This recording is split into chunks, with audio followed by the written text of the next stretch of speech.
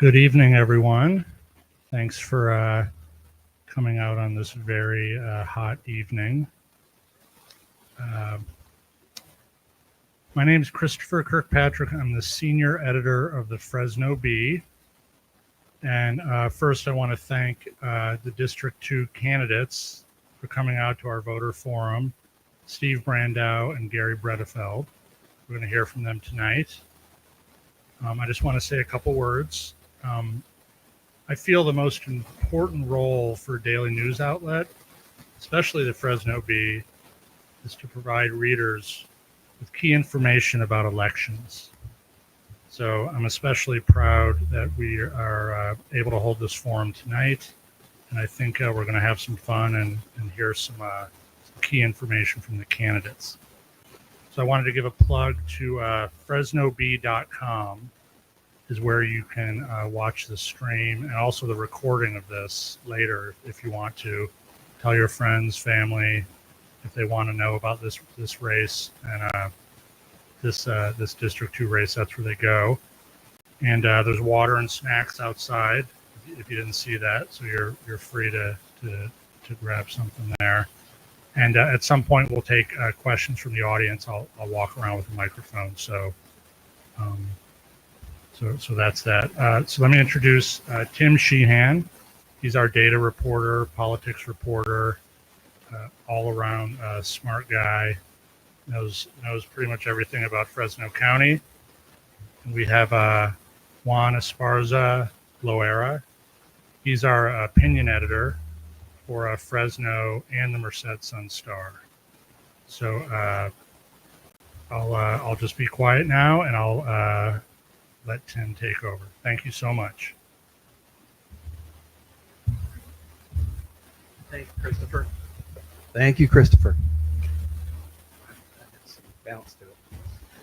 So again, welcome, as Christopher said, welcome to our forum featuring the candidates in the upcoming November 5th election for both District 2, and then later on we'll have another panel with the District 3 candidates. And God willing, and the technology cooperates, this is being live streamed on the Fresno Bee's website. In the county's District 2, covering much of North Fresno and part of Central Fresno, the candidates are incumbent supervisor Steve Brandau and challenger Garry Bredefeld, currently a member of the Fresno City Council. In District 3, which we'll hear from later on this evening, that covers much of South Fresno and part of Central Fresno. The candidates are incumbent supervisor Sal Quintero and challenger Chavez, who also is currently a member of the Fresno City Council. I'm Tim Sheehan. I'm a senior writer for the Fresno Bee. With me is Juan Esparza Loera, the Bee's opinion editor. We'll be taking turns asking questions of our candidates this evening, and time permitting, hopefully we can take questions from the audience. We will begin with the District 2 candidates, Mr. Brandau and Mr. Bredefeld. Each will have an opportunity to make a brief 90-second introductory statement, and then we will begin the questions. The first panel will run for about 50 minutes, followed by a short 10-minute break, and then we'll bring Mr. Quintero and Mr. Chavez, the District 3 candidates, to the stage. I do want to note that the candidates have not been provided the questions ahead of time. I do have another surprise for the candidates, not a huge surprise, but in your opening statements, I'm going to ask that you please address why you're running and what makes you a good candidate, and to do so in a nice change of pace for this political season, to do so without saying anything bad about your opponent. I'm sure there will be opportunities for that later in the evening. We'll give you a thumbs up signal when you have about 15 seconds left for both the opening statements and the answers for both those. So with that, let's begin with incumbent supervisor Steve Brandau. All right, I'm on the clock. You are. Thank you, Tim. And I want to thank you and Juan and Christopher and the Fresno Bee for hosting this forum, for the audience members that are here live tonight, for people that are watching live during live stream or are going to catch this video at some other time. Appreciate your interest in the community. I have been serving at the years, some of that time with Garry at Fresno City Hall. And so I have a unique perspective of serving on both sides of local government. It's been my privilege and my pleasure to serve the citizens of District 2, both as a council member and now as a county supervisor. We've seen a lot of growth in the time that I've been on the board, and sometimes we make massive infrastructure decisions, tens of millions of dollars, and sometimes it's about making sure the right tree gets trimmed in Old Fig. And so I enjoy all aspects of the job. I enjoy serving people, and I enjoy the opportunity to serve for 4 more years. Okay, thank you, Steve. I too want to thank the Fresno Bee for hosting this. Let me tell you a bit about myself. I am a retired clinical psychologist, and my life has been about service to people.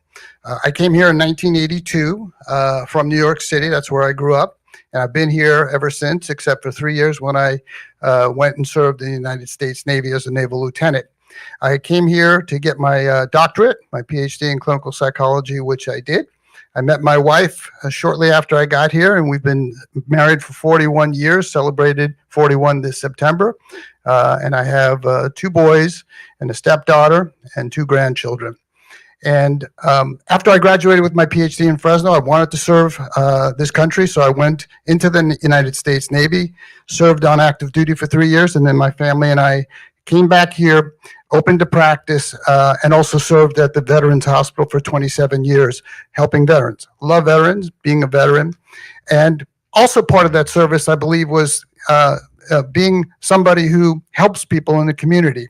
And so I ran for city council. I served in 1997 to 2001, and we did a lot of great things there in terms of turning things around. At that time, there was a lot of crime. We hired hundreds of police officers. We built an exhibit hall. We built a stadium. And then I returned back to private life for 16 years and then ran again 8 years ago and have served another 8 terms. Another 8 years. And we've done a lot of great things at the city. We'll talk about that in terms of hiring police, highest levels, 925 officers, 375 firefighters, dealt with the homeless in terms of getting them off the highways, which is an important thing. And we'll delve into that. But my life's been about service, and I want to continue to serve. And it's been an incredible honor that people have given me to serve, and I look forward to serving them again. Thank you very much. So let's start getting into our questions, and we'll start with Mr. Brandau. District 2 has about 123,000 registered voters, and the breakdown is about 35% Democrat, 38% Republican, and the rest are either no party preference or affiliated with minor parties. It's generally well known, I think, that both of you are politically rather conservative. I think that may be an understatement. But please share how you go about working with and providing representation for people who don't necessarily have viewpoints that align with yours. Absolutely.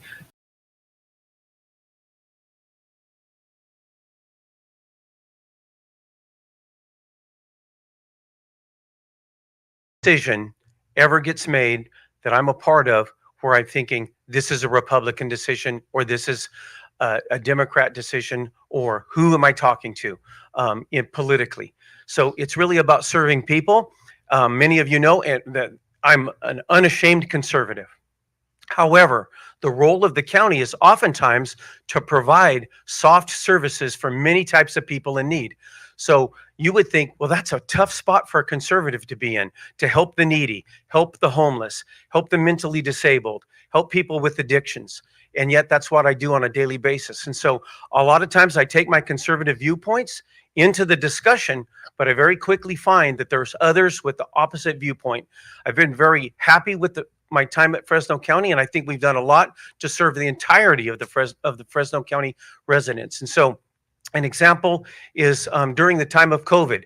Well, we have a lot of people that had mixed viewpoints on COVID. I myself never got the COVID shot.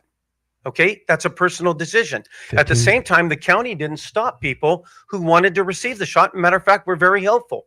I mean, it was a very dramatic time in our nation and in our county. But at the same time, we felt like you serve everybody. So there's people that are on one side of this viewpoint or on the other. Our job is to provide people with the opportunity. At the same time, we never held the heavy hand of government. We never shut down business. I believe they did at City Hall. They were very hard on our business sector, and a lot of people were put out of business That's by our- some of those things. That's our time. All right. Thank you. Yeah, I too. Same question. Yes. Yes. I have 6 council members that I serve with. I'm the only Republican. I am a strong conservative. They are Democrats. And over just the last 2 months, we passed 4 different ordinances related to homelessness, to dealing with graffiti, to dealing with squatters in hotels. And I led those efforts and have worked with them, and we've passed most of them unanimously. But I do fight for my conservative values. I believe in them. I think conservatism is good in government, and it helps a lot of people. Supervisor Brandau mentioned COVID. When COVID was going on, I made the motion to put $10 million for United Health Center in Southwest Fresno and $10 million in United Health Center in Southeast Fresno. Why? Because I believe no community, no neighborhood should be left behind. And I've always fought for that. And even though I represent Northeast Fresno, I think all of my colleagues on the city council would be the first to tell you Garry Bredefeld looks out for the entirety of the city. Even though I represent one district, we are all one community, we're all one city, we are all one county.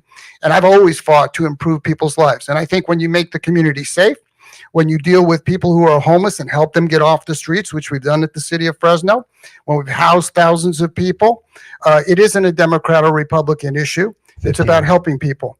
And that has always been my priority. And it doesn't matter whether somebody's a Democrat or Republican.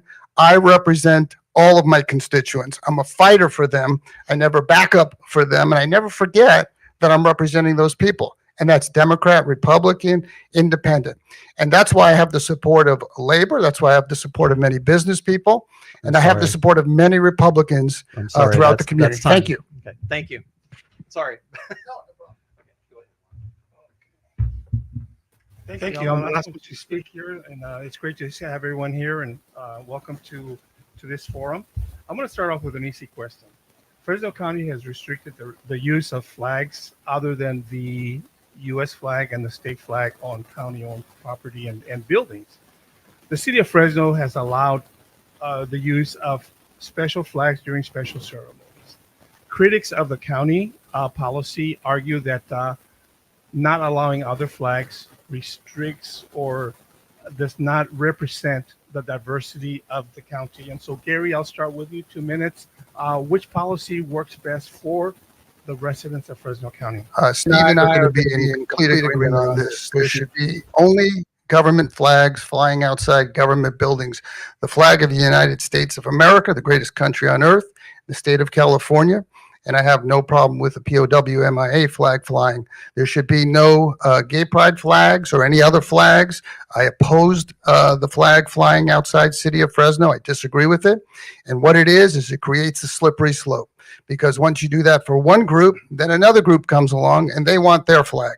And so I completely disagree with it. I certainly support only those flags flying outside government buildings.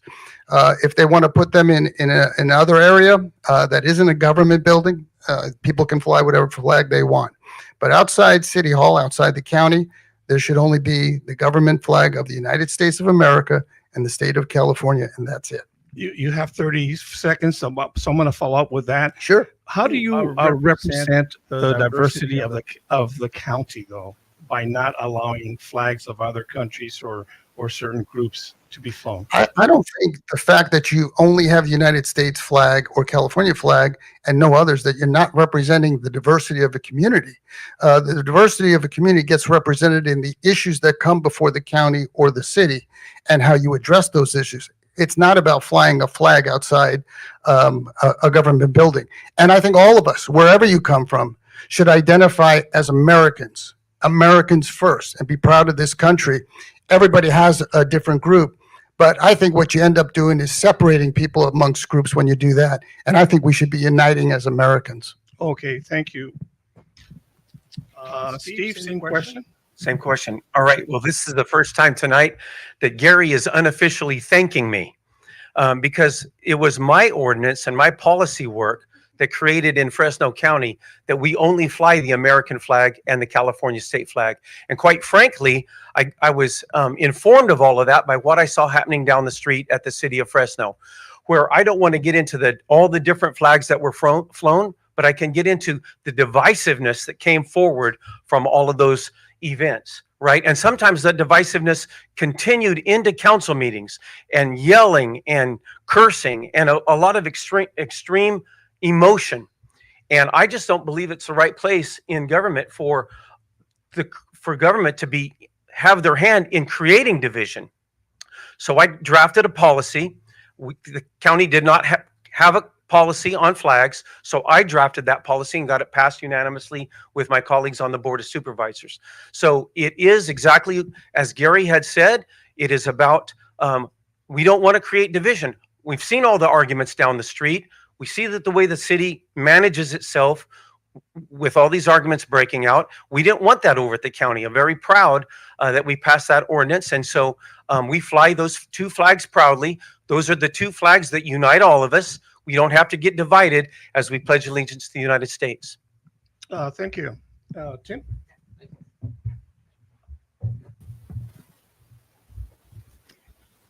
I want to touch on the issue of homelessness. Recent ordinances passed by both the city and county prohibit camping, sitting, sleeping on public property or public rights of way, or near sensitive areas like schools or parks. Both sets of laws include penalties, including fines or arrest and jail, if someone refuses to move along when asked by law enforcement officers. Given, however, that there is a fairly well-documented shortage of emergency shelter beds citywide and countywide for homeless men, women, and children, what's the expectation for where these people are supposed to go when they're asked to move, assuming that they comply? All right, thank you, Tim. I first passed a no camping ordinance when I was a Fresno City Councilman. I had the support of then Police Chief Jerry Dyer, and together we got it passed, and it was not easy. We were called a lot of names at the time that we were discriminating against the homelessness, and yet we passed it.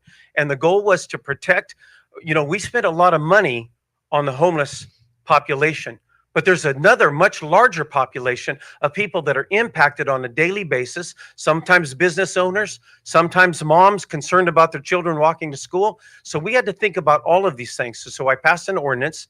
It was shot down by a court case that was heard out of Boise, Idaho. So it really effectively took my no camping ordinance and put it on a shelf. In a separate court case that came out of Grants Pass, Oregon earlier this year, the Supreme Court made a ruling that no camping ordinance are not discriminatory. And the agency, in this case the county, sometimes the city, does not have to provide a bed space. So with that, it was very interesting to me that as that second court case went to the Supreme Court, it was joined by the city of San Francisco, the city of Seattle, and finally, when the United States Supreme Court made their decision, it was applauded by none other than Gavin Newsom. In the 7 years since I first passed the no camping ordinance, a lot of communities, municipalities, and counties have realized that without some laws, some of these problems can run amok. So Tim, it's just so you know, it's not the role of government to provide a bed for every single person. And I'm sorry to say that in many cases, if somebody's going to be obstinately breaking the law, they're going to have to be dealt with. But the goal is to get people into treatment and to get people into the next thing they can do to help their lives. Mm-hmm. Let me follow that though real quick. Excuse me, Garry, for just a moment. The other piece of the question was where are we supposed to expect them to go? Well, that's a real tough question because I'm not the guy that says that we're going to solve homelessness in my lifetime. I'm not the guy that's going to say the government is going to solve the homeless problem for everybody.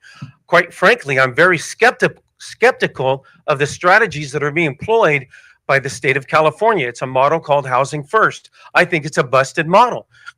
You're going to see it busting apart at the seams when all the hotels that the city of Fresno has renovated, when those move into more permanent housing, you're going to see the homeless people back out on the street. It's a model that's falling apart, and even some of the progressives are beginning to understand that. So I'm not going to sit here and tell you that it's government's role to find a home or a bed for every single person. Right. Okay. Garry, same question. Where do we expect these people to go? The city of Fresno has housed many thousands of people and put them into permanent placements. We've taken them off the highways. You don't see them on the highways anymore. And we were a leader under Mayor Dyer's leadership with that to get them off the highway. We've also taken an approach now, which again was an ordinance that I initiated and had the support, which is a tougher approach for those that are part of a subculture of the homeless, not the ones who want help. We want to help those, but the ones who harass businesses are continuing to use drugs, continuing to drink, and do not want any help. We are going after those folks. We have trained our police to deal with them in more effective ways because we have to provide a safe community for our environment. And if you look at the city of Fresno, though we've housed thousands of people, we continue to help them. We have made sure that we don't become San Francisco or LA. And all of us are united at the city on dealing with that issue. And I want to comment on something that Steve said. You know, he wants to allude to the city is fighting and the county, they all go along and get along. Well, they do. The Board of Supervisors are a good old boy club. And after 5 years, they vest in a retirement system and it becomes a retirement club. They meet every other Tuesday. They're done with their meeting in 2 hours. They proudly proclaim that they've passed some resolutions and proclamations for people. The city of Fresno has 7 people working hard every week, meeting for hours upon hours upon hours, getting things done. And sometimes we debate and we argue because these are difficult issues. You will not see that at the county. What you see are people just going along to get along. That is going to change when I get to the county of Fresno. No longer are they going to pass $5 billion budgets in 15 minutes because it's all worked out behind a closed door. At the city of Fresno, it takes us a month. We have department heads come before the public because it's the public's money. And I think Supervisor Brandau has forget whose money it is because it's all worked out behind a closed door. That is going to change when I get there. Okay. So let me follow up with again the same follow up. So we've passed these ordinances. Cops can ask people to move along. Move along where? Well, I'll tell you what they can do. If they don't want to be here, they can find a jail cell because we'll put them in a jail cell if they want to continue to use drugs and they want to continue to violate other people's rights because it's against the law. It's against the law to trespass on people's private property who are doing business with the public. We just enacted that ordinance. That was my ordinance.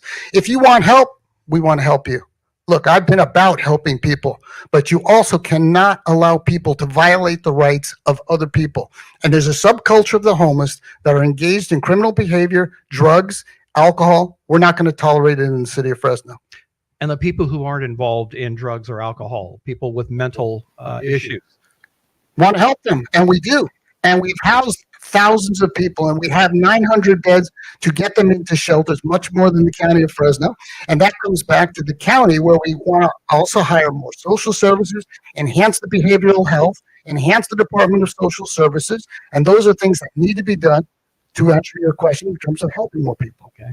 Steve? Yeah, I'd like to respond to a couple of things that Councilman said. For starters, he simply doesn't know how things are run at the county. I mean, it's plain and simple. And quite frankly, I've been on both sides of that that role in government. So at the county, our task is not to find a bed space for every single person. Instead, it's to provide the help that they need internally to make their lives, to advance to the very next step. We have a Department of Behavioral Health. Tim, for those that have a mental crisis going on or some type of mental challenge that they need to face. We have a Department of Social Services for people who need job training, for people who need to get back on their feet. We have a department that helps people with addictions. This is the role of government, and Garry can sit there and say, well, the county hasn't provided as many bed spaces as the city has. And I would agree because that's not our role. And he misunderstands our role fundamentally, and he misunderstands the way government works at the county. He thinks it runs the same as at the city, and it's quite frankly a different goal, a different mission, and therefore a different strategy. Okay. Last rebuttal. Yeah, au contraire, I completely understand how the county works. These are people who are not getting the job done. We have a Department of Public Health, Department of Behavioral Health, and social services. They are not a partner with the city of Fresno. That's going to change when I get there. Nobody says you need to create more beds, but that would certainly be helpful. But you ought to be a partner with the city of Fresno, which you have not done. The county has never been a partner. And as I said, I quite understand. In the last debate, Steve, you said, and it's on record, that it took you a year to know where the bathroom was. It's going to take me 5 seconds to understand what's going on there because I already do. It's not going to take me a year. And there's going to be real change, accountability, and transparency coming to the county board of supervisors. You know it, your colleagues know it, and I'm the one who's going to be bringing that change. And change is really needed with the good old boy club. Thank you very much. I think we're done with that question. Okay, Juan? thank you. Gary, you'll start off with this question. 3 years ago, the County Board of Supervisors approved new redistricting lines for its supervisorial districts that basically were the same that's been used for decades, despite population growth, according to the census, of 8.4% from 2010 to 2020. As a result of that, the governor signed legislation that requires Fresno County and 2 other counties throughout the state to have their lines redrawn by a citizens commission. So do you agree that the state did the right thing in taking the redistricting powers away from the Board of Supervisors? No, I don't. Most things that Governor Newsom does, I don't agree with. Just like when his colleagues wanted to keep the name of Squaw Valley, that was Supervisor Magzig's district. He was representing the people there. The state interceded in there, and frankly, they sued the state over that. That was fine. I wish they had sued the state when the state was shutting down everybody in COVID. I tried to get that done, but I had 6 Democrats that wouldn't go along with it.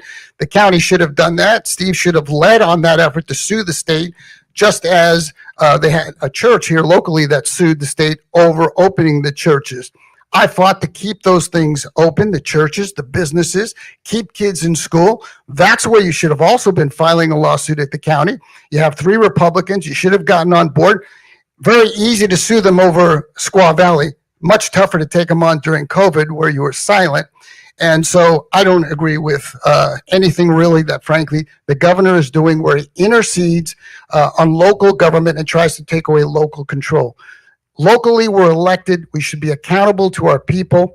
And if you disagree with the decision, then you vote somebody out. But we shouldn't have the governor coming in and try and impose his will on local government. Thank you. Steve, same question. Yeah, so that's the second example tonight, where in the last question, you just heard Gary bash the county. We don't know what we're doing, and we're the good old boys club, and that same old shtick. But he just for the second time said, but I agree with the county. He agreed with us on the flag issue first, and now he agrees with us on the redistricting issue. So, I mean, it's just really just a bunch of ranting and raving from a guy that doesn't understand the difference between the county and the city. And so I would say that where we clash with the governor frequently, Juan, to answer your question, is we are a charter county. We believe that there should be some flexibility for local government to make decisions for their specific community. The state of California, much like Washington, D.C., wants to make all of our decisions for us. And you see that attack come over and over again. Most recently, just last Sunday, the governor signed a bill about libraries, which was another decision Fresno County made. So I understand that many people will agree with the governor and some will disagree with the governor. But at the end of the day, on the redistricting thing, your actual question, we followed all the laws. There was a body that convened and made recommendations. We chose the recommendation, and with some mild modifications, it was passed. We didn't create it ourselves. It was a body of people, citizens committee, that made a recommendation. We made a choice, and the people in Sacramento disapproved of our choice. And it happens 4 or 5 times now in the 5 years I've been there. Thank you. Tim? See, I told you we'd have opportunities for people to say bad things about each other.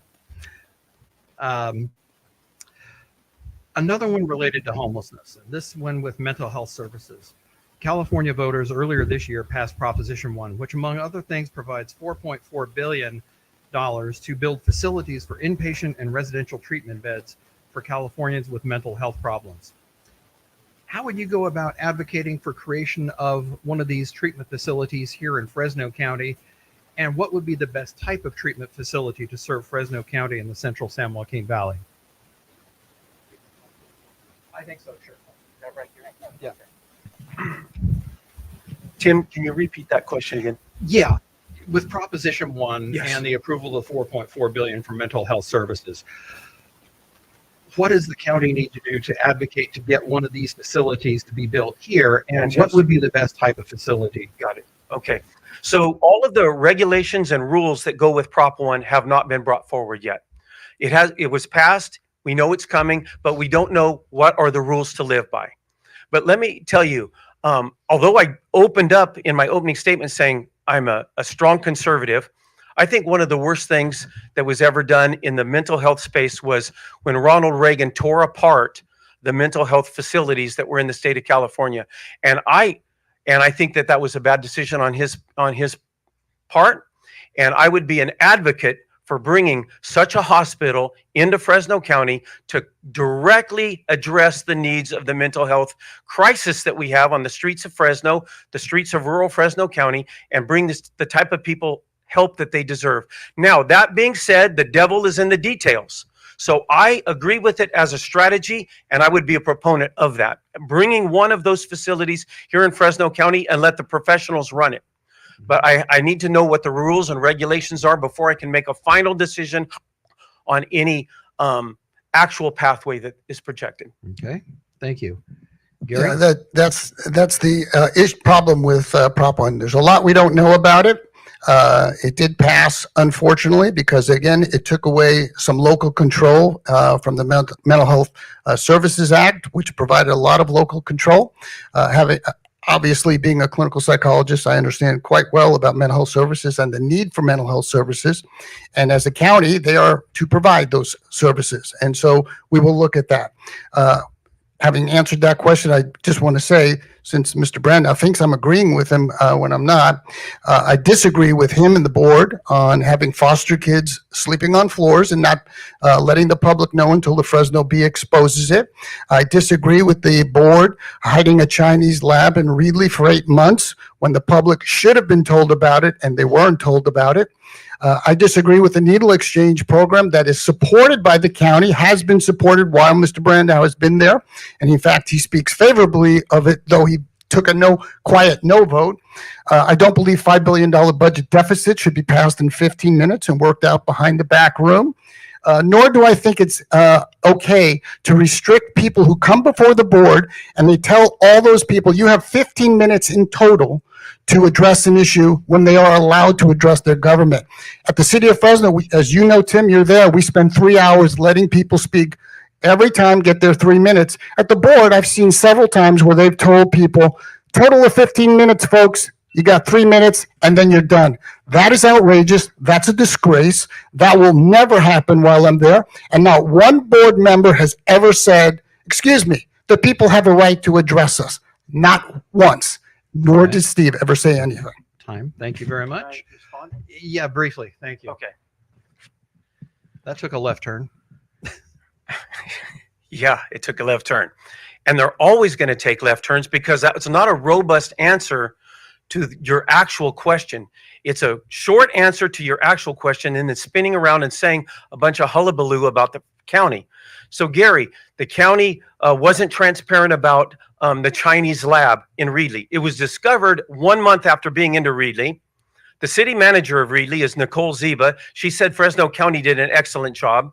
The State Department said that Fresno County did an excellent job, but it didn't pass Garry's test. And I think you can tell from Garry's presentation tonight that not much passes his test, okay? But it was in the city of Fresno for 4 years prior to being in the city of Reedley for 1 month. There was an email from the fire chief saying that she had issues with this location, but nothing from the council when they had the chance. And you say that we do things behind doors, closed doors, and people only discover it later. And then you come out and Fresno City will have a problem with the police chief. You find out about it in January. We don't read about it till the Fresno Bee and others print it in June. You live in a glass house. You Right. shouldn't be throwing stones, bro. Okay. Time. Thank you very much. Go ahead, Gary.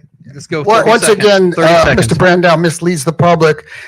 Fire chief found that out by herself, never informed the city manager, never informed the mayor, never informed any council member. Only found out about this when a reporter reported it in the summer in Reedley. Contrast to Mr. Brandau, he knew about it. The board of supervisors knew about it. Nobody in elected positions of leadership ever knew about that lab because we were never informed about it. It should have gone up the chain of command. So he misleads. He tells people it was there. I should have known about it. I didn't know about it. He knows Okay. that. But that's the narrative he wants to okay. take. That's time. Thank you very much. This next question, you may be hard pressed to keep it to under a minute and a half. You may request me for you may request extra time on this. Both of you have worked together on the Fresno City Council, and so we'll start with Gary. During your time on the council, when Mr. Brandau was your colleague, what did you like best about his work on the council? Well, he and I got along on a number of things. We supported the no camping ordinance. We both I led on In God We Trust, putting our national motto in the chamber. He supported that. There's a lot of things we agreed upon. There were some things we disagreed upon. You know, at the board, at the city of Fresno, Steve was very actively involved, and as am I. Unfortunately, when he went to the board, that changed quite a bit. And as I said, during COVID, when you had to stand up and we had a conversation, and I said, Steve, they're shutting down businesses. There's something very wrong going on here. When kids were locked out of school, you got to stand up. You got to fight back. Often I was alone. I held rallies. I spoke out at the council chamber to fight for the people that I represent. And often that fight was by myself. And so we differ on a number of our approaches. I am a guy who stands up and speaks out. With my colleagues, when there was misuse of credit cards, I spoke out. That was a difficult thing to do. But that's why I represent the people. People know that I'm going to support them, that I fight for traditional values, that I believe in transparency and accountability. And that's lacking at the county. And when it was lacking at the city, I exposed it. And I'm going to continue to bring that same fight to the county. But in answer to your question, we agreed on many things because we are conservatives, and we disagreed on others. Okay, thank you. Steve, same question. While you were on the city council together, what did you like best about working with Mr. Bredefeld? Well, I think Gary's a very smart guy. We've always got along. You know, we spent many years playing golf and being friends. Okay. At City Hall, I was supportive of a couple of measures that he brought forward. He had something that he called the money back guarantee, which was about addressing how slowly the city of Fresno responded to business. Okay. And I supported that. And it didn't get very far, and it hasn't got very far, but I supported it. I did support the In God We Trust, although mostly I look back at that now in hindsight, thinking that's sure a goofy place to put that motto in that building with all that goes on there. That's not a strike against God. That's a strike about the activities that take place in that building. But I will say this, I have supported some of Gary's stuff, but in all reality, he didn't get anything done during my time working with him at City Hall. And he hasn't got much done at City Hall because he doesn't know how to work with people. Now, this last year in campaign season, he's tag teamed with several council members who were also desperate to make a name for themselves and grab a microphone at every opportunity. And they've got a few procedures done, like the no camping ordinance, which was already actually done in 2017, but they redid it. Now they can claim they did something. It's a sleight of hand. And quite frankly, I don't remember a lot that Gary's done to improve the lives of the people of the city of Fresno. And now there has been no drop off in my productivity as I shifted to the Fresno County Board of Supervisors. I worked just as hard as I did then. But there is one truth. At the county, things do, we don't get into a lot of public fights. We don't sue each other. We don't call each other names. So the Fresno Bee doesn't come knocking on our door 3 times a day to ask for some amazing story that's going to sell more newspapers. Okay. So that does not mean that my workload or my colleagues' workload is dropped off. We're still doing strong, heavy work on a daily basis. Gary, 30 seconds. Yeah, well, let me 30 tell you what seconds. I've done. We've enacted homeless ordinances to get people off the highways, to get them out of businesses and residents. We built an animal center that I led the effort to negotiate with the GAP to get the land. We've hired 925 officers, police officers, the highest level ever. Fresno firefighters, 375. We've enacted legislation to go after drag racers. That was my thing. We've gone after graffiti artists. We've built 2 memorials outside in honor of our city of Fresno veterans that died, our police and Fresno firefighters that died. I fought against the COVID lockdowns, all the radical policies. We've got plenty done, and I'm very proud of it. And he continues to denigrate the city council, to portray that they work and they're just fighting. These guys are a good old boy club, and it's just march along the same way. That's going to change. And that's our time. Okay. Okay, thank you. All right. Pardon me. District 2 includes a number of county islands within the city limits of Fresno. One thing that people can observe when they're driving or walking through is that some of those areas is inconsistency when it comes to amenities such as streetlights, sidewalks, or the lack thereof as a result of different development standards from the past. What, if anything, and we'll start with you, Steve, what do you think is needed to assure pedestrian safety in these county islands? And should it be the county's responsibility since it's county territory, or should it be the city's responsibility? That's a great question. And if somebody lives in a county island, you understand the uniqueness of living in a county island inside of the city of Fresno. And it's been that way for decades. Now, I'll tell you, having now represented county islands, 9 times out of 10, they don't want to change much. Now, that might strike the Fresno Bee differently, or that might strike some of the watchers and listeners tonight differently. But the county islands enjoy their way of life. So they love planting trees out there. They would crucify me if I removed 1 tree to put in a sidewalk. And that's their decision. I am their representative. Now, there are unique instances where they've come to us, and one of them quite recently, Tim, where they're asking for a sidewalk in a certain stretch of a county island. And what we're going to do is make sure that the residents in that area agree on that. And if that's the case, we're going to provide them a sidewalk and streetlights. But by and large, they enjoy their unique way of life. This issue came up about 2 years ago when the city of Fresno wanted to put a class 4 bike lane down Palm Avenue. They had this goal of going from downtown to the San Joaquin River with a class 4 bike lane. If you don't know what that is, you probably do now. It's this bike lane that's protected. The cars are parked out somewhere, looks like in the middle of the street, and the bikes travel right next to the curb. So I did what I do. I went to the residents adjacent to Palm Avenue in the county island. I said, this is what the city wants to do. You guys tell me, what do you want to do? Okay. After a couple of months, they said, we don't want that class 4 bike lane.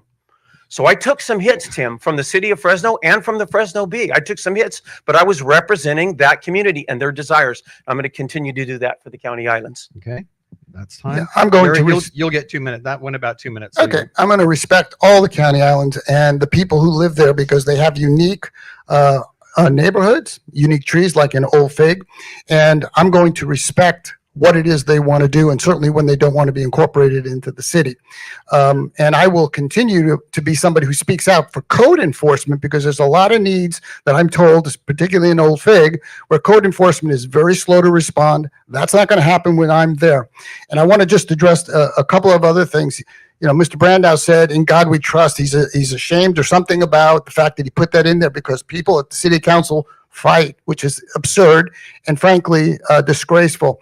Since you guys, all 5 of you, are hugging all the time, why didn't you put "In God we trust" in the county chamber? Since you support our national motto, you're not fighting there. You should have done that, Steve. And I think it's disgraceful that you denigrate the national motto because it's in the city council chamber. That's disgraceful.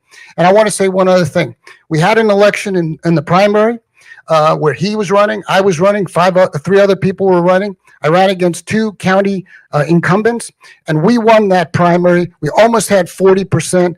Mr. Brandau had 28%, which means 72% of the people that you represent for the past 5 years think you've done a lousy job, and somebody else needs to step in. And that's why I've been walking for a year and a half to almost 20,000 homes. That's why we put in 1,800 yard signs, because people know I'm about change. And I know exactly what I'm doing, because you just said I'm a pretty smart guy, and you're right. I know exactly what's going on in that county. And if anybody needs change, it is the County Board of Supervisors, and it's coming November 5th. All right. Thank you very much. At this point, we're going to see if anybody has any questions in the audience. If you do, raise your hand, and Christopher will bring the microphone to you. Be sure you speak loudly and clearly so we can all hear what you have to say. Anybody?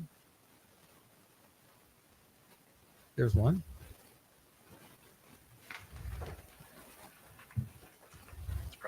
Yeah, my name is Dick Winkle. I know you guys have been around because the Bee has some headshots of you that really make you good looking.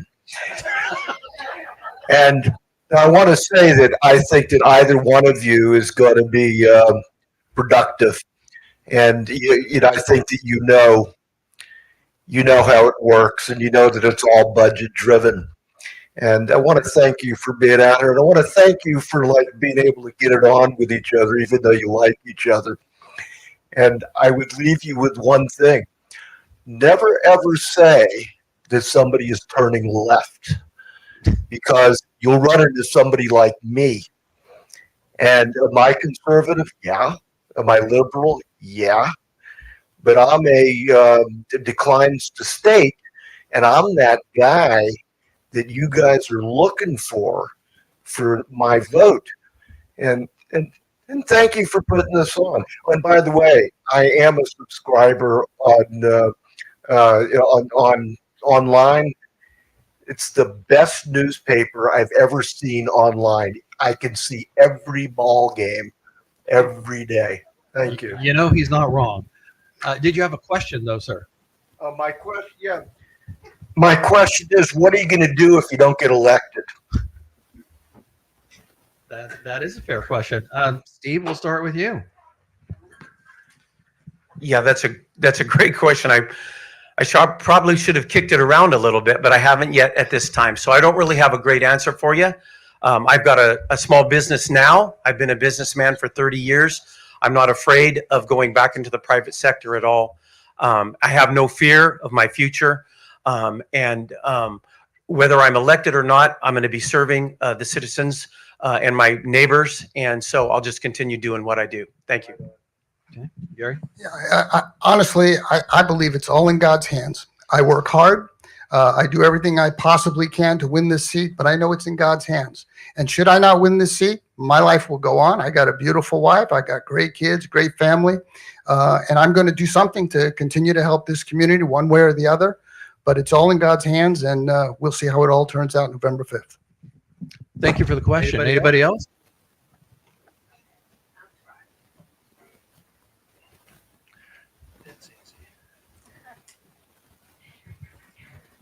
I do agree with Mr. Bredefeld on one thing. I went down to the county when you wanted to ban the books, and I was willing to talk, but it was cut off. It said 20 minutes, and that was all that was allowed. Now, Mr. Bredefeld, on the banned books, which really upsets me a lot.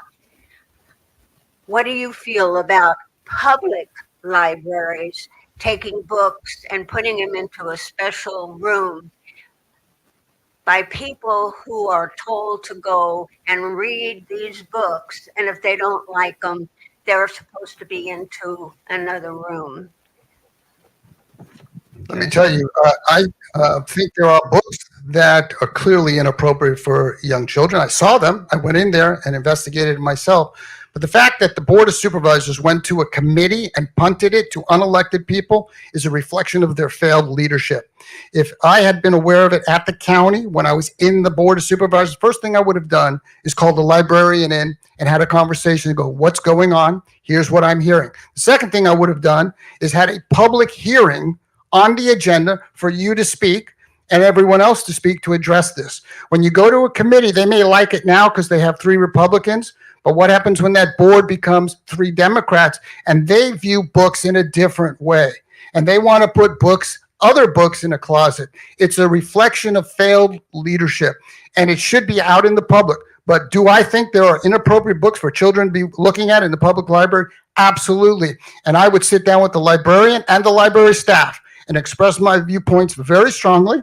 And you should have never been cut off. You're exactly what I'm talking about. They cut it off, and you have a right to address your government. And these guys over there have forgotten that long ago because they think you work for them, not them working for you. I have never forgotten, never will forget. And I can tell you, when I go to the county in January, if any of them pull that baloney, I will be fighting them on the day saying, no, sir. They have a right to speak in 3 minutes.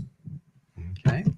And then, Mr. Brandau, supposedly each of you were going to select 2 people to go into the libraries and go through all of these books. Are these people already selected? What are their qualifications? What do they know? Well, I can't speak to all of my colleagues on whether they've selected their folks or not. I've selected my 2. I interviewed a number of people. I had the most people that wanted to fill that role. So there's a lot of interest in the community of serving on a committee. And quite frankly, Gary, you're going to discover at the county, we use committees a lot, communities of citizens for all kinds of things. Okay. I serve as the board's representative on probably 5 or 6 of those committees. So we use committees made up of the public all the time. It's not unusual. So we opted to do that in this case. So my Parents Matter Act, which is another thing that Gary, in his blasting us about how much time was used, and I'm going to get to that in a minute, he actually still agrees with. If you want to ask him point blank, do you agree with Brandau's Parents Matter Act of removing some of these materials from the children's section? He's going to tell you yes. Okay. Oh, we'll see. Okay. But here's the deal. So I want to defend that Parents Matter Act for a moment. It took me 5 months to put together. Okay. I didn't knee jerk. I didn't listen to one person, 2 people, 10 people, 15. And make a knee jerk decision. I put it together. It took me 5 months. In that time, I never disparaged one member of any of our community, not one member of any group that belongs to our community. But I did feel at the end of the day that sexually explicit materials, as were shown in those books, Mark Warzowski is in the room today. He just wrote an article today. He shows one of the pictures. It was a heterosexual picture, so it applied to everybody. Some of these materials don't belong in the children's section of our county libraries. I didn't ban a single book. The same book that Mark highlighted today is still in the library. But a child's parent has to get that book for them, and they're free to read that book and devour that book and talk about it in and out as much as they would like. So I had to clear that up. Okay. So we removed those books and put them in a separate section, still available to everybody, but the child cannot stumble across that material. Secondly, my colleagues and I felt like we should form a committee to ask, what are the community standards? Not the standards of 5 elected people, but the community standards. That's simply all the committee was, and we use committees just like that all over the place. As a matter of fact, Juan talked about the redistricting committee. That's going to be our time. We use committees all the time. Gary, about 30 seconds. This took place because a Clovis councilwoman sent a letter to the board saying, please do something. These guys wouldn't have done anything except that came about.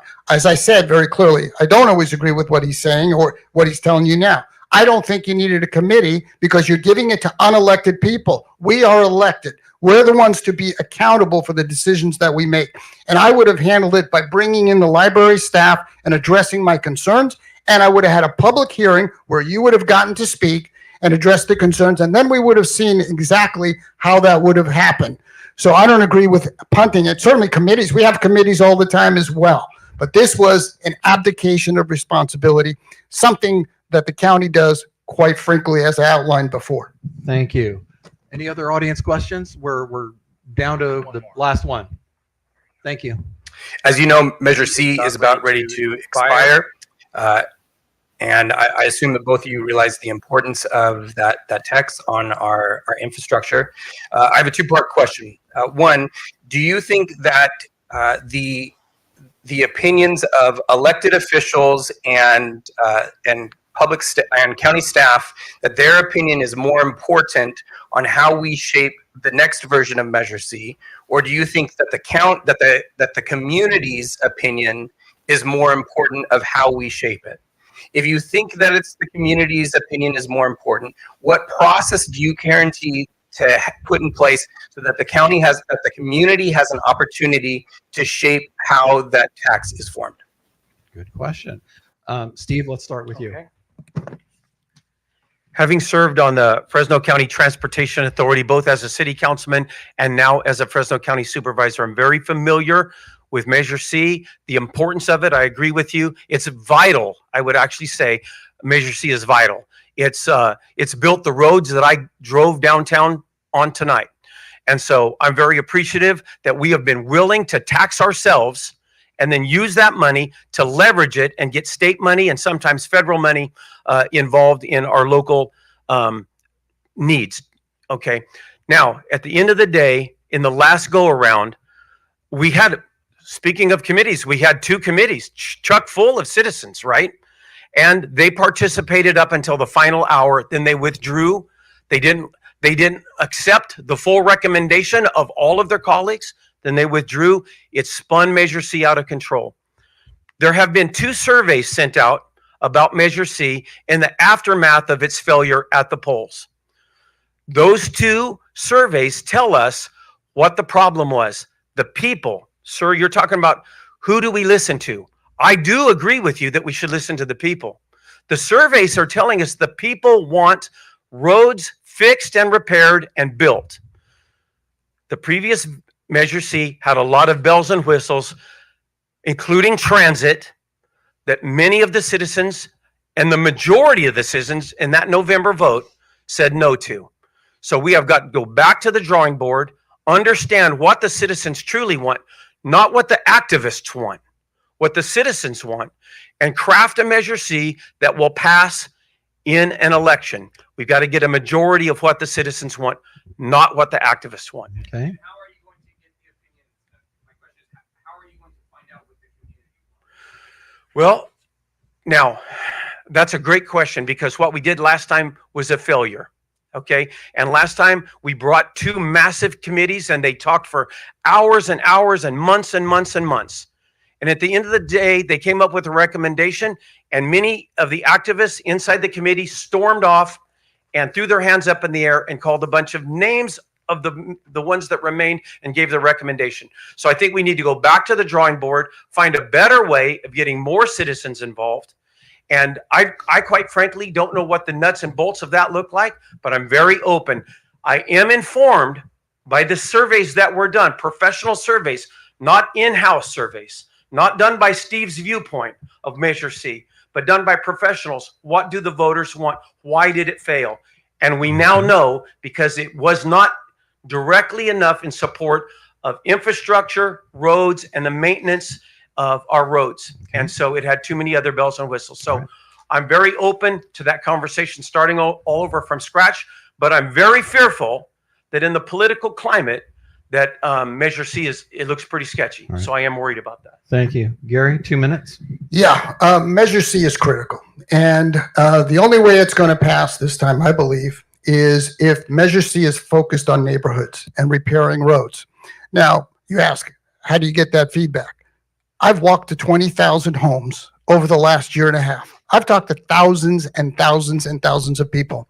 I've talked to them about their concerns with public safety. And I'll tell you, right up there is roads. When will you fix my roads? How will my roads get fixed? Doesn't matter if I'm in Northwest Fresno, Northeast Fresno, Clovis, Fig Garden area, down by Shields, doesn't matter. Everybody has the same feeling. So I will support Measure C only if it's fixing neighborhoods, not continuing the highways, but really repairing neighborhood roads. In the city of Fresno, we have about $1 billion in deferred maintenance. There's no money laying around to repair that. It's got to come from Measure C. So I've already done the survey by talking to thousands and thousands of people. I know from talking to them what it is they really want, and it has to be there. Now, I remember in the last Measure C, Steve was kind of all over the place. He had a flyer that went out saying he was opposed to it, and then he said he was for it. You have to have a clear message. It's important. You need Measure C, and I'm grateful that the residents have supported it, because without it, we'd have a lot of problems. But that measure has to be to fix neighborhoods and the roads in the neighborhoods. 30 seconds, Steve, and then we're going to call it. Yeah, I was absolutely not on all over it and on both sides of that issue. Just like you, I know how vital Measure C is. I'm supportive of Measure C. But like I said on an earlier question from Juan, the devil is in the details, right?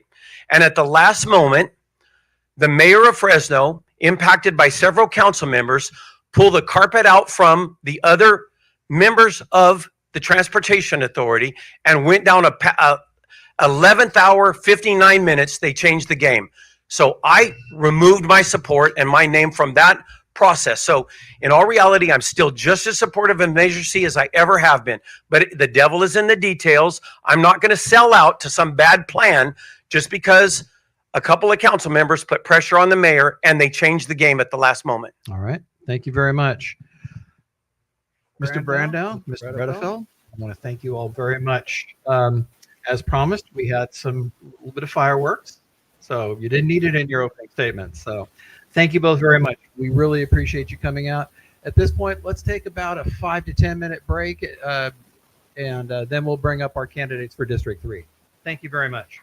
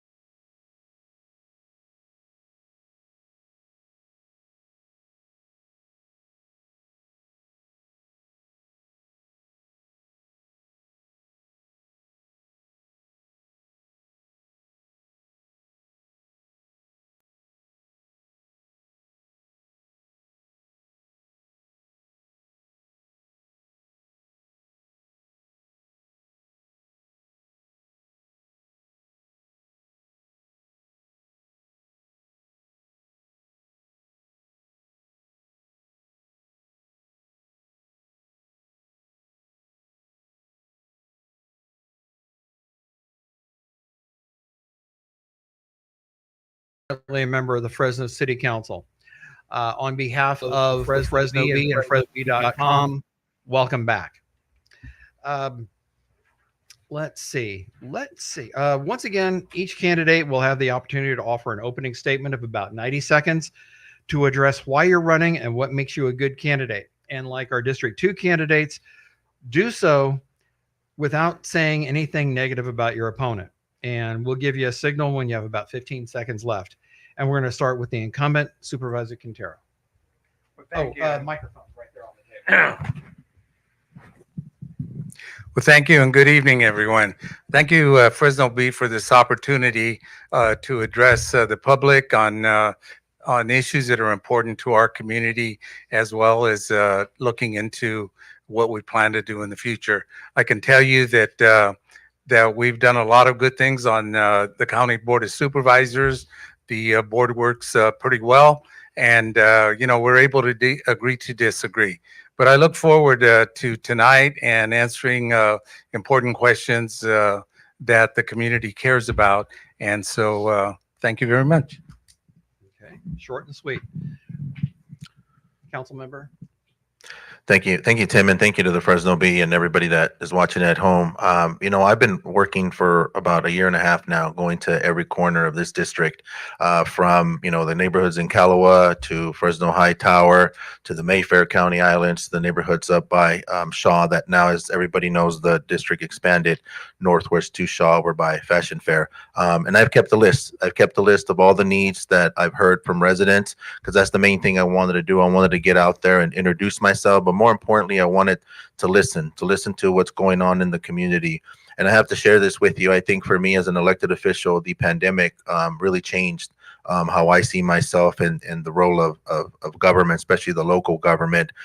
We went through a very tough time. I went to 21 funerals from residents that I represent in Southeast Fresno. Everybody knows that I have the largest population of senior citizens that resided within Southeast Fresno, and that was very challenging. And so I'm very proud of the work that we did as a response to the pandemic, where we actually invested in making sure that folks that didn't have access to healthcare did, by building 2 health clinics. One of them in the community of Calawa, where I don't live too far from there, and the other one in Southwest Fresno.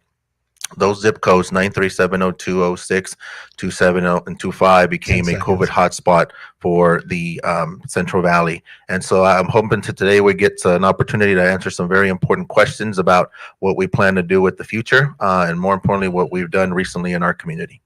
Okay, thank you. So we'll start with the questions now. In District 3, there are about 83,000 registered voters, and the registration split is about 47% Democrat, 19% Republican, and the remaining 34% split primarily no party preference and then some minor parties. Now, unlike your counterparts in the District 2 contest, both of you tend to skew toward the progressive end of the political spectrum.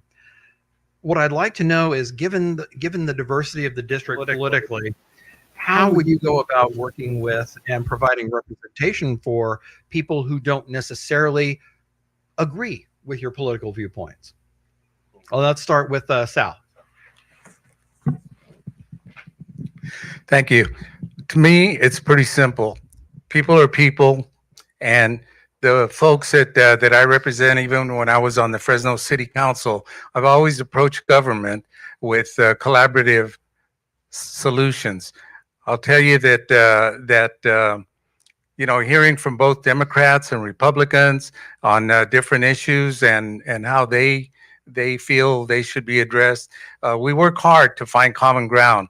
And I can tell you that the experience that I've had at the Fresno City Council and the Board of Supervisors, all that has served me well, because the success that I've had, it comes from the input that the residents give to me. I'm a listener. I listen. I take ideas. I try to bring them together, merge them with the 2 different sides. Not everybody's going to be happy, but you do the best you can. And so that's the way that I've always worked. I'm a listener. I knock on doors. I talk to people. I get their input. And I didn't just start doing that in the past year and a half or 2 years. I started when I first got on the city council and even before that. So that's always been very important to me. I'll tell you the other thing that's very important to me 15 is seconds. returning calls. I return people's calls. They call my office. I'm the one that returns a call. I set up my own appointments. So a lot of that is the work that I do. It's a one-on-one. Thank you. Same question, Luis. Yeah, thank you, Tim. I think for me, I've served on the school board. Education, I think, is probably one of the most rough and tumble world, especially with Fresno Unified. And, I have experience in working with a very conservative board. When I first got on there, I was the youngest, Democrat elected to that board, and I managed to push things through. I'm very good at counting to four. I'm very good at building a collaborative, broad coalition and collaborating with folks in the neighborhoods. But I think there's a lot of issues that are not necessarily partisan. Education is not partisan. Public safety is not partisan. Economic development is not partisan. And I really have prided myself in working across the aisle. My colleague is here, Garry Bredefeld. Him and I don't agree on 100% of things, but we've managed to work and push things through at the city. Why? Because it serves our residents. And the bottom line is, as I go door to door, I think people have that window effect. They want to know, first of all, who you are, your bio, your experience. Two is who's supporting you. And then the third one, which I think is the most important one, is what have you specifically done in the neighborhood to make things better? And I feel that my track record of investing in those older neighborhoods, and some of the people here have seen them in their areas where we fix potholes, we repave neighborhoods that haven't been touched in 60 years. We're investing in health clinics. We're investing in building parks and trails and bike lanes. I think that's what people really care about. And I'm not really that concerned whether they're a Republican or Democrat or Green Party or independent. I think the most important thing is how can we serve? And even for the people that choose not to vote for me, if they call, I'm going to help them as much as I can. Thank you very much. Juan? Thank you. This question will go to Luis first. For many years, maybe even decades, there's been residents in Fresno that have pushed for the renaming of 10, 12-mile stretch of streets in honor of Cesar Chavez. The council did that this year. They asked the Fresno Board of Supervisors to approve the name change along the county islands. They voted 5-0 against that. So both of you take different positions on this. So can you explain your position as to why you support the name change? Sure. I was one of the authors, and I'll share this with you. A lot of people don't know this, but we received over 800 signatures in favor of changing the name from Kings Canyon to Cesar Chavez Boulevard. And I met with a lot of those folks. We did a lot of community outreach. We met with our residents, and that was the consensus in that part of the district. But to me, it's more important. I said this at the event that we had. I think for me, growing up and seeing our farm workers being treated the way they did, and the only person that stood up for them and ensured that they had safer working conditions and running water and were paid a fair wage was Cesar Chavez. And for me, that's something very important in that community. We get over 1.7 million visitors through that corridor right now that the fair is going on. And to me, I take that sense of pride in making sure that people understand that, Cesar Chavez was somebody that we can look up to, that fought and actually secured rights for farm workers. The people that I represent in those zip codes, 937, 2502, and 27 and 06, they're farm workers. They're people that, every single day work in packing houses. And to me, what better way to honor them and their sacrifice than by the work that Cesar Chavez did. And I'm very proud of the work that we did in on that corridor. And we're going to work through a couple of things that we need to work through with some of the small businesses. But I think at the end of the day, our community deserved that. And now they have that. Thank you. Sal, same question. You voted against it, and you explained to me one time why you were against it. Can you explain that? Yes, be happy to. I knew Cesar Chavez. I met him when the movement was going very strong, and I met a lot of his staff people, volunteers, everything, and helped along with the farm worker movement when it was here taking place in Fresno. I can tell you that I got to know Cesar Chavez well enough that in today's world, if those monies, if that decision was to be made and he was asked, would you spend the monies to rename a street after you? And this is being after a school that was named after him here in Fresno. I gave a contribution to build a statue of him in that school. I gave a contribution to build a statue to him at Fresno State University. But I'll tell you that in today's times, I really believe that Caesar would have said, I don't need a street named after me. We are having some very hard times with farm workers, with homeless people. Invest some money in that. And what the county decided to do was to invest the money, which was American Rescue Plan Act monies. We had $1 million that we gave to the Poverello House so they can build a new kitchen and a new dining room to expand that dining room and kitchen. Today, when you go over there, you'll see how much that has changed in terms of before it was just single men or single women that would go to get something to eat. Now you're seeing families, and I'm sure that that Cesar Chavez would be very proud with that investment that we decided to make.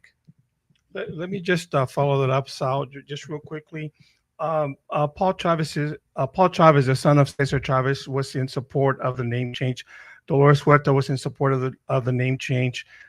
So how do you figure that out when you say that Chavez himself would have preferred that the street not be named in his honor? Great question. I said my statement was that I'm sure that Cesar Chavez would have felt this way. I didn't say Paul Chavez or Dolores Huerta. Okay, good. Thank you. Okay. And also, just to back up a little bit, the first monies, there's a very nice apartment complex, affordable housing on Cesar Chavez Boulevard across from Walmart. And the United Foundation came to see me, asking me if I would bring forward community development block grant dollars so they could build affordable housing. So I brought that forward on their behalf. All right. Thank you very much. Let's start with Sal on this one. Dedicate a substantial portion of their annual budget to law enforcement and emergency services, including police officers, sheriff's deputies, firefighters, and of course dispatchers. What are your thoughts with regard to collaboration between the city and the county in terms of developing a shared dispatch center as a possible net cost savings for the agencies involved? What are the issues, if any, that stand in the way of that? Well, I don't know that there's any issues that stand in the way of that other than just starting the communication and the conversation about having that done. I think it makes sense to me in the sense that that right now the monies are very tight in both the city and the county, and I think it may be something that we may need to look forward into. Luis, same question. Yeah, I'm open to the conversation. I meet regularly with our police officers, with our sheriff deputies. As you know, I represent Southeast. We have the Sunnyside County Island. We have the Calowa County Island. We do have that mutual aid agreement with various departments, whether it's fire, whether it's PD and sheriffs. So I think if there's a way of us pulling our money together and consolidating some of those calls for service when they come in, I'm open to looking at that. But I think this conversation has been explored in the past where folks have wanted to consolidate the sheriff's department, the police department. I don't think that necessarily would work, but I think in the area of communications, I think that would be something to explore. All right. Thank you very much. Juan? 3 years ago, the Fresno City Council approved district lines for its supervisors based on the data that was there. They listened to a citizens committee, and the maps remained almost the same as they have been for the last 20, 30 years, despite an 8.4% increase in the county's population from 2010 to 2020. After that, Assemblymember Joaquin Arambola pushed legislation that was signed that forces the Board of Supervisors to employ a citizens committee to do the redrawing of the maps in 2030. Was that the right move by the governor? And if so, why or why not? And Luis, we'll start with you. Sure. I'm a big supporter of letting the citizens draw those lines. I think oftentimes when you have elected officials, whether they're subject to term limits, 8 years, or not subject to term limits, there's always this inkling of wanting to, keep the same district that you have. My district lines actually changed significantly with the Huntington neighborhood that I live in being split between myself and my council colleague, Nelson Sparsa. But to answer your question, I think I'm in support of residents weighing in and drawing those lines. I think the more they draw those lines, earlier we were talking about the numbers of Republicans and Democrats in each district. I think that's a good thing. I think that's a good thing for democracy because it forces candidates to try to address the needs of every single group. And so I think that was the intent too with the state lines that are drawn too. There's a independent residents committee that's in charge of that. I think we could mirror something like that here locally. Okay, thank you. Sal, same question on redistricting. Well, I support that. I'll tell you, if we go back to the day of the vote for redistricting that the Board of Supervisors approved, I'm the only one that voted against it. I voted that we do follow with the proposal that was made by a citizens group. They wanted to, the part was that they wanted to break it down to make it more ethnically diverse and not put as also as voter friendly for everyone. Okay, thank you for that quick answer. Tim? Thank you. I want to take a quick look at the issue of homelessness. Recent ordinances passed by both the city and the county prohibit camping, sitting or sleeping on public property or public rights of way, or near sensitive areas like schools or parks. Both sets of laws, city and county, include fines or arrest and jail if someone refuses to move along when they're asked to by law enforcement officials.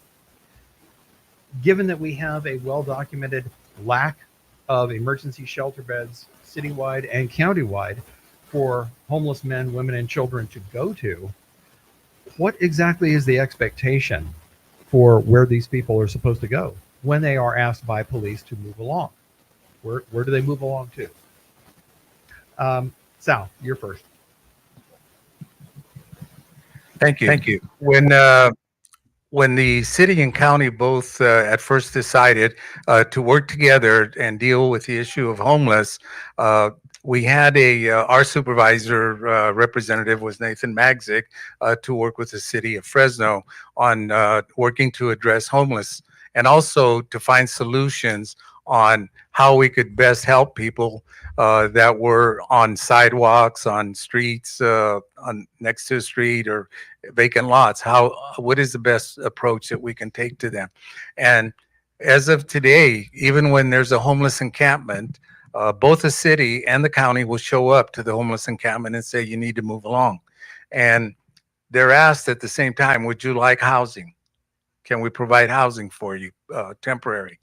Can we provide health services for you? Can we help you with mental health, behavioral issues, social services? And some of them will say no and just move on. What we have to do, and we never have enough of, is housing for the homeless. Both the city and county have worked hard to try and keep up with it, but it's been difficult. And I can tell you, we at the county get accused of not building enough housing for homeless. Well, what we do is that we contract with nonprofits to build the housing and buy it. We utilize RH Community Builders to buy old hotels, motels, and rebuild them.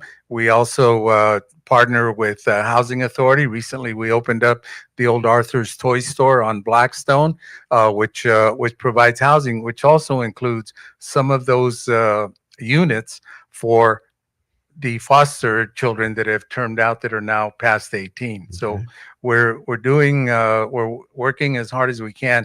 Unfortunately, it doesn't seem enough, and we just have to ask the people to work with us. We're also with doing these ordinances, we're hurting a lot of businesses when people will tell us, I don't go into the store, Right. or I don't like to go to the park, even the parking lot in North Fresno. Okay, that's our time on that one.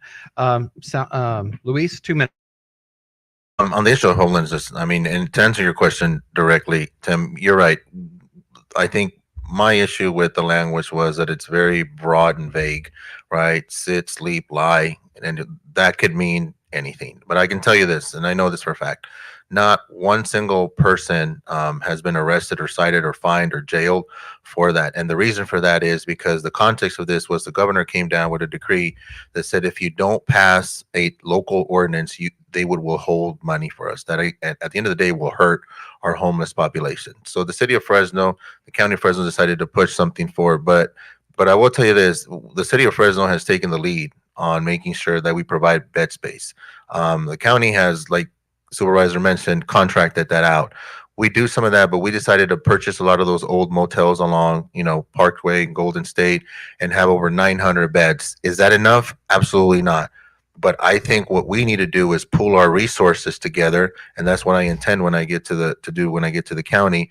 Is I want folks to imagine what impact we would actually have on residents if the city and the county actually pooled their money together and rehab these old warehouses, rehab these old hotels, and brought mental health, substance abuse, affordable housing vouchers in partnership with the housing authority.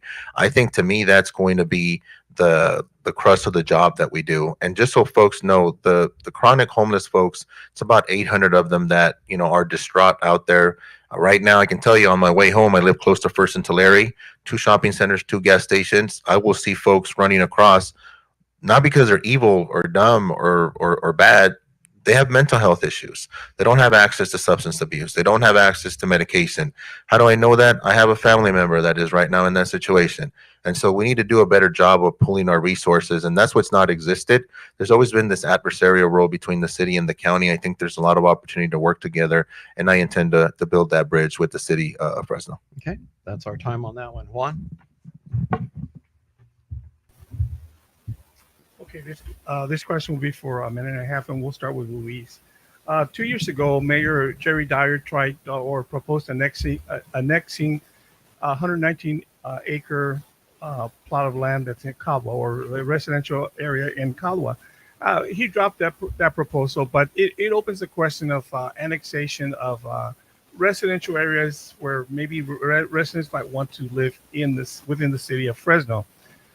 Now, on a related note, I travel down Kings Canyon and Cesar Chavez Boulevard a lot, and I noticed that there's United Health Centers on Kings Canyon and Miniwawa.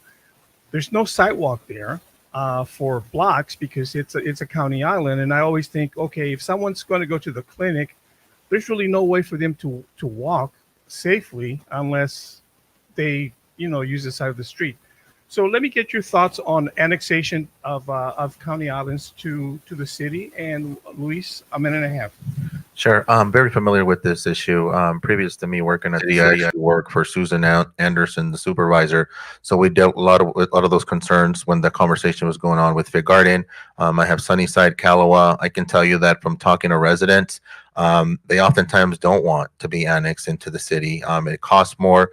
You have to pay additional fees, the street sweeper, the lighting. And as a matter of fact, Calwa actually turned down an initiative just for lighting. I believe it was $2.47 that they did not want to pay additionally. But to your point, I think for me, that's a very simple answer. I don't think any annexation should happen unless it's initiated by the residents that actually live there. And to your point, I think, Mayor Dyer jumped the gun a little bit on that. I sent my office staff to actually survey the neighborhoods in Calwa, and I think it was about a 78% decision to not want to be annexed into the city. But what happens after that? Now, we have to pool our dollars together. And I was very proud of what we were able to do at Calwa Park. They had no sidewalks, exactly like you described. And I remember going out there and seeing, grandmothers and grandfathers with wheelchairs that couldn't come up to the park to see their kids. So we actually used some of those CDBG dollars and invested in that. I would love to do more for the neighborhoods of Calwa. I think they've probably been one of the most neglected neighborhoods here in the city of Fresno.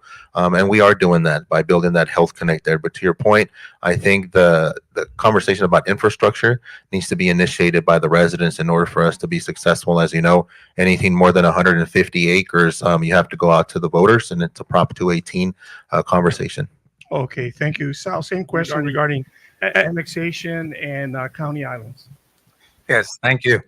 I agree to the fact that if the residents don't want to be annexed, I will support that. They're the ones that live there. They're the ones that know their neighbors. They're the ones that know their neighborhood. But I will tell you this: we have part of Calwa, it's a neighborhood on Cedar Avenue on the west side of Cedar Avenue, south of Church, and also on the north side of Jensen Bypass. Recently, and this was last year, in working with Congressman Costa, he provided, we worked together on this collaboratively. He came out to Calwa and walked the area with me. He was able to get us $3 million to fix the streets, sidewalks, curbs, gutters within that neighborhood, within that county area. And with that, I was able to get the county of Fresno to put in another $4 million to total $7 million. We're already working on the design process of fixing those streets, trimming the trees, putting in sidewalks. So that's a work in progress. Thank you. Tim?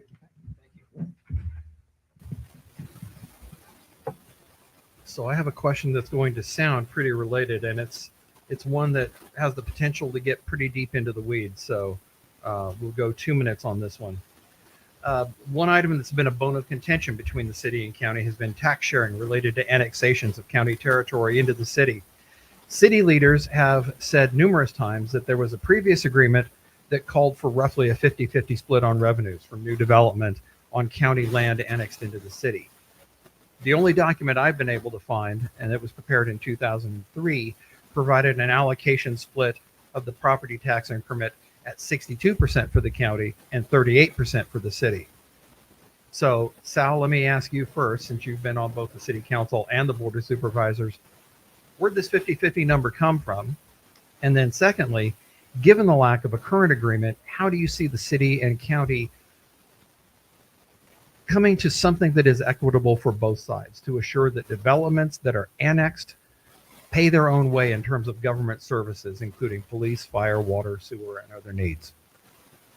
So go for it. You got 2 minutes. Yeah. Well, having served on the city council, 50-50 sounded good at that time. And, you know, as the years pass, the needs change. I can tell you that yes, that's kind of been a thorn in the side for both the city and the county to reach an agreement. But there have been ongoing talks since last year between the city and the county, and I feel that we're pretty close to a resolution. We've had members of the city council as their representatives and 2 of our supervisors that meet on an ongoing basis. Okay. All right. Thank you very much. That was short and sweet. Luis? Yeah, question. I was actually on the negotiating committee, the first one that we had. We had a couple of joint meetings with Supervisor Mendez, Supervisor Pacheco, that were our counterparts at the county. And I can tell you that is going to be one of the most crucial issues, because at the end of the day, the city of Fresno depends on a lot of the general fund. And you're right about that breakdown. When you have 62% of every dollar going to the county and only the rest going to the city and various other folks, it creates this lack of funds. And that's one of the reasons why we've had so much neglect and disinvestment in our inner core of the city. As I walk through neighborhoods, whether it's Fresno High and even now upwards all the way to the Shaw Avenue corridor, I can see all the potholes. I had a conversation last week with a resident that hasn't had their street repaved in over 42 years, and they've been one of the original owners in the development. So I think, to me, the 50-50 conversation does need to be revisited. I'm surprised you haven't seen the document. I've seen the document. I'd be happy to provide you a copy of that. But I think in the past, that was actually what would have been fair. Now, fast forward to when you look at cities, and it's not just going to be the city of Fresno, by the way, because the county has a Me Too clause with all the other cities in the county as well. but cities are now forced to provide services that they weren't before.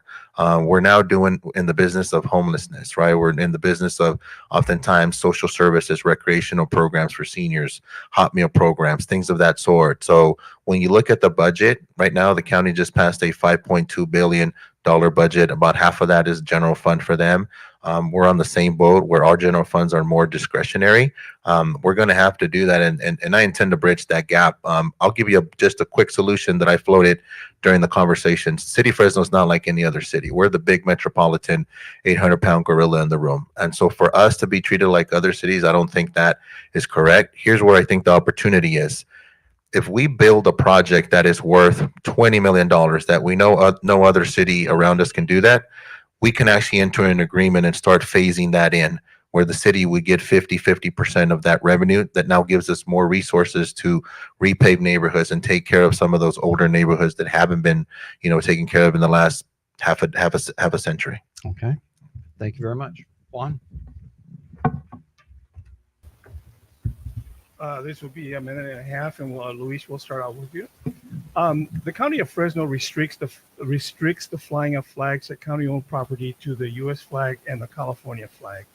City Hall allows the use of other flags to fly in front of City Hall. There are groups that say that the county's restriction does not recognize the diversity of the county. What are your thoughts on flag flying?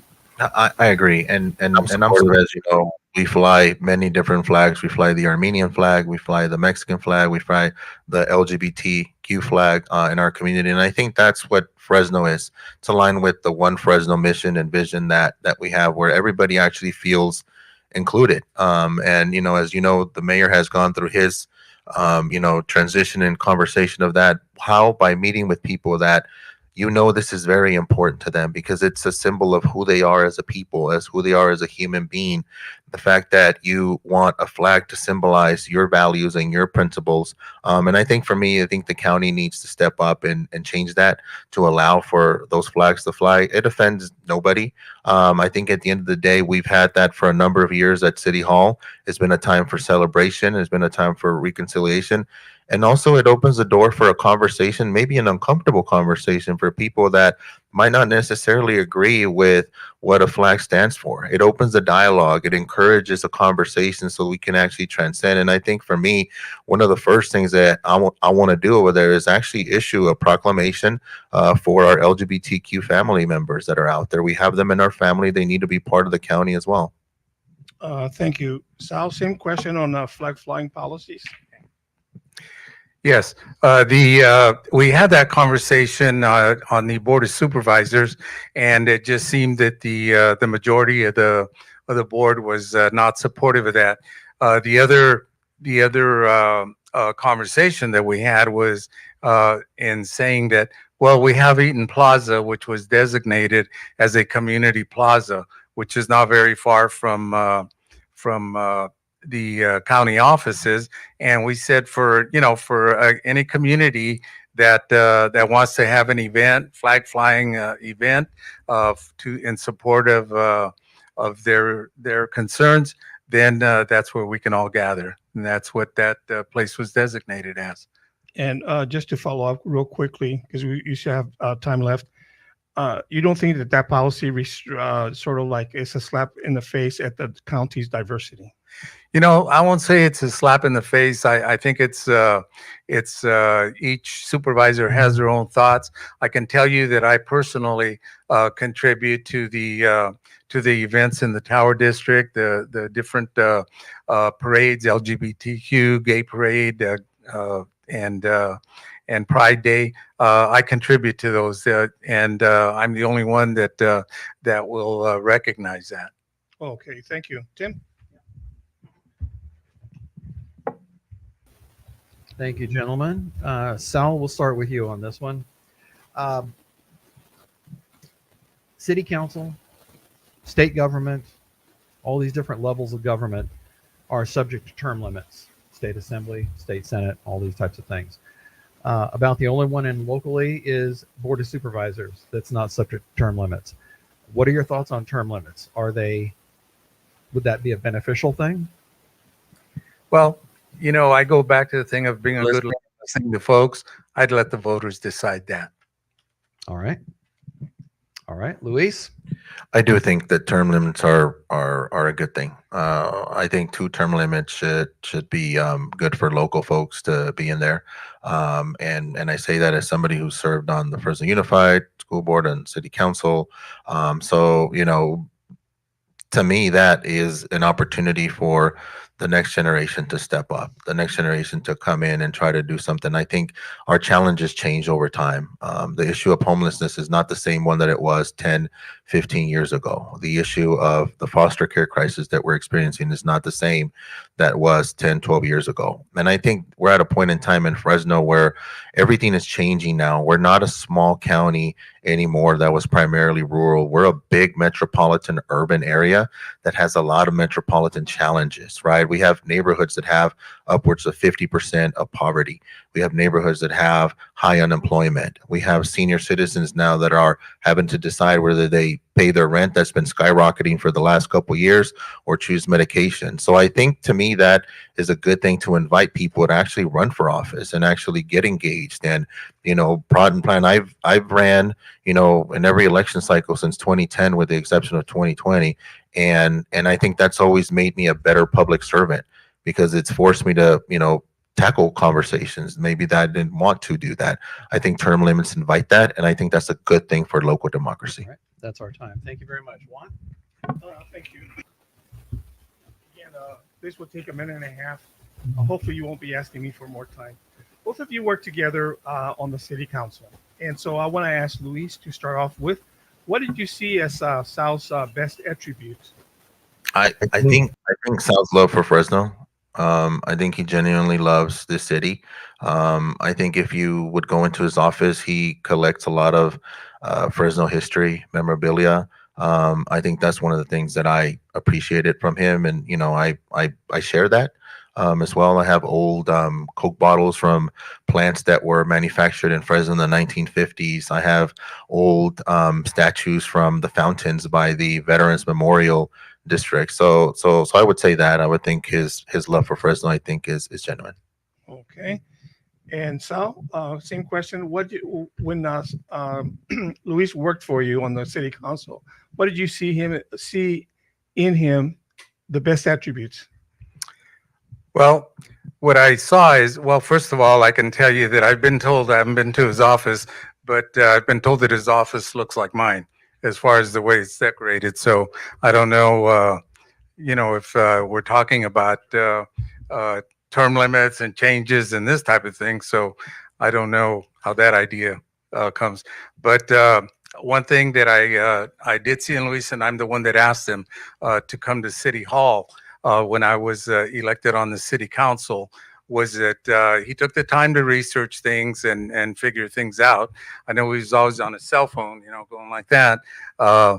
It was always, you know, trying to look things up and see what we could do to make the district better. Okay, thank you. This will be a 90-second one, and we'll start with you, Sal. The two of you have expressed a lot of viewpoints that are similar this evening. How are the two of you different? How are you different from Luis, and why you and not Luis for voters this year? I've always pictured myself, because of my love for Fresno, I'm pretty relentless in trying to get things done. I'll tell you that that one of the things that really bothered me a lot about Fresno when I first got elected was how many homes in Southeast Fresno in the older neighborhoods had inoperable vehicles on their lawns, or on the sidewalk. How many homes weren't being taken care of? And I was told, and it's still true to this day, people will tell me, I say, what are your concerns about where you live or about Fresno? And the conclusion was that every morning when somebody wakes up, the first thing that they do, one of the first things, is they look out their front window. If the sidewalk needs fixing, and the tree roots have pushed it up, if there's potholes on the street, if the street light is out, if government can't fix that, how are they going to fix the big things? So that was what I really set my mind to do, was to clean up my district as much as I could. A lot of the homes have become rentals, and I just stayed at it. And because of that, the Fresno Bee actually wrote an article and called me the king of code enforcement. We had so many cases that we had to revamp the code enforcement department just to handle the service calls for our district. But it really bothers me when you go down a street, let's say like Cesar Chavez Boulevard, you know, and you see some of the homes on there that have inoperable vehicles that are trashy, that need cleaning up. And so I try to do that within the islands of that I represent, Mayfair, Cowwa, to try and get that cleaned up. Okay. Thank you. Luis, same Sure. question. Why you and not Sal? Sure. I think, you know, Sal and I share similar things, but we're also different on the way we approach things. I think I'll give you 3 quick examples. I think the difference would be, you know, my approach to not allowing a multinational corporation like CEMEX to keep exploiting and mining the San Joaquin River while using an environmental impact report that was from 1984 without, you know, any kind of compensation for road wear and tear, or ensuring that no pollution is occurring or contamination for the river bottom. The other example is on not approving a general plan that, by the way, now attempts to grow another city out in the 180 eastern part of the county, which again, you know, we're trying to do things that we did in the past with urban sprawl, because we see the example of Tesoro Viejo up there now with additional greenhouse emission with pollution. And I think the third one for me is, this one's a little bit more personal. I think the fact that we haven't invested in the foster care system as much as we should have. And I think that's one of the reasons why we saw the crisis that occurred about 1.5 years, where we had children sleeping on the floor without running water, without amenities. I think that, to me, shouldn't happen. It's an eyesore. I hate that image that you guys ran in the paper is now used for conferences across the country on, you know, how not to treat foster kids. I think that needs to be changed. And so I think that that's the type of approach that I would bring over there. But I think more than anything, in closing, just a reinvestment in those older neighborhoods. I think the conversation with Measure C that's going to happen again needs to focus those resources into paving those older neighborhoods. The previous one focused on freeways. We need to focus on older neighborhoods on this one. Okay. Thank you very much. With that, we will turn to the audience. And I suspect that Measure C is going to be a subject of that. Luis did not plant this question. He was here for the last one. I just want to clarify that. I think everybody agrees that the renewal of Measure C is essential. The question is how we do it. It's obvious that politician-backed ballot measures have been failures time and time again. The times when we have a successful ballot measure is when it comes from the citizens. Measure P is a great example of this. Unfortunately, in this last example, we have politicians holding tightly to power over what the next version of Measure C looks like. I assume that both of you believe that citizens' opinion on what this ballot measure is more important than the opinions of politicians. If so, how are you going to make sure that the citizens shape this new Measure C ballot measure? Thank you. Let's start with Sal on this one. 1.5 minutes.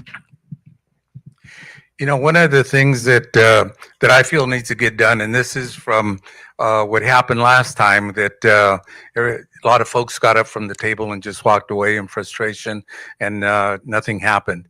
I think what we need to do with that is, and we have the opportunity to do that, is everybody sit down together that's interested, the parties that are interested, and look to see what the original intent was of Measure C. How would those money be spent? And over the years, what has been crafted into Measure C that can be done? Once we take a look at that, we see what our needs are. Let's break it down and see how we can spend those monies, maybe by percentages. What's our biggest needs? And then that way we can try to work toward a better solution and have folks come together on Measure C. But I really believe that's what we need to look at, the original intent, and then see how we can change that. All right. Thank you, Sal. Luis, same question, 90 seconds. Yeah, 2 years ago, I met with the Chamber of Commerce and the first original committee and I said exactly what you referenced. I said, how are you going to ensure that there's community buy-in, that people are actually sold on the idea that they want to tax themselves for 25 or 30 years in the amount of billions of dollars? And I have to be quite frankly, I think they dropped the ball on that. I don't think the community outreach was genuine. I don't think it was there. Oftentimes people want to vilify a lot of the CBOs and organizations that work in those communities and are advocating. And I will agree that sometimes they push so far to the other side that it kind of mutes the conversation and it becomes so competitive. But they are actually flagging great points with regards to what do these new roads yield for our community. We have zip codes that have lower life expectancies because the concentration of pollution is there, where they live near, big arterial, highways and have additional pollution and health indications. I think that conversation was not had. I am hopeful that here in the next year or so, we were able to genuinely outreach to people. How do I know that that works? I can tell you that that works because I have a budget subcommittee in my district that I use every single budget cycle, and I check with them and I work with them and I go to the Mosqueda Community Center and I engage them, and I want to make sure that I hear what they actually want implemented. And I can tell you that this desire to refocus on the inner core of the city is going to be the number one topic for that Measure C conversation. Luis, I want to ask for a little bit of clarification. You use the acronym CBO. Can you explain very briefly what that is? Yeah, organizations, and I'll be very blunt. I mean, Leadership for Justice, the folks that work in that space, building healthy communities, they're more advocates. I should have used probably that term that's more specific to them, but they oftentimes send us letters, flag issues, concerns. I see them as kind of the bridge between residents and City Hall. So there's a space for them to have, input on that as well. And not that I agree with them 100% of the time, but they do bring up some valid points with regards to the people's health and welfare in those communities. Okay. I just simply wanted to clarify because people may not understand what the... more questions from the audience. Ma'am? Hi, my name is Mickey Addison, and I live in the Butler Park area. I'm a homeowner of 30 years. I would say that Mr. Quintero certainly do call you back, and he also does follow-up phone calls. So I had the problem that, first of all, I thought he was still my councilman till he told me he was my supervisor, board of supervisors. So my complaint was that I have standing water in front of my house more days than not. And he told me how they used to do a lot of gutter cleaning, and he would be there participating. But my problem is not about the gutter cleaning. My problem is there are no gutters at all. So he referred me, and I believe I called the Fresno City Public Works and Planning. And someone talked to me and told me someone would come out and look and see the situation. I don't know if they ever did, but nothing came from it. So every year, we have, you talk about mosquitoes and the West Nile virus. Well, this year we had Clark Pest Control come out and spray. So mosquitoes was not too bad. But every winter, the rain, every summer, the runoff on lawns, it's a problem. And there are no gutters on the block. I bought a couple pictures. Anyone want to see the water that was standing as of yesterday? I have 2 or 3 pictures. Thank you. That's all. I don't know who to go to. I don't know how to fix the situation. I'll give you my cell phone number right now if you have a pen to write with. Yes, I'm ready. It's 824-5458. And Hold on. This is live streaming. yes, Well, it's not we're wrong. doing constituent services right online for the first time ever. 824-5458. Everybody has my cell phone number. They either text me at 1 a.m. or when something's happening. So call me. But just a really quick update on your neighborhood. Your neighborhood is actually slated to be completely repaved all the way from Dwight to Maple, Butler, and all the way to Chestnut. Same as we did for Lane neighborhood across the street, and that corridor that's happening there, that's actually on the queue as part of our ARPA dollars that we use. So I'll give you an update when we speak. And I understand about roads. I'm talking about gutters. Right. Thank you. It'll be a complete rebuild.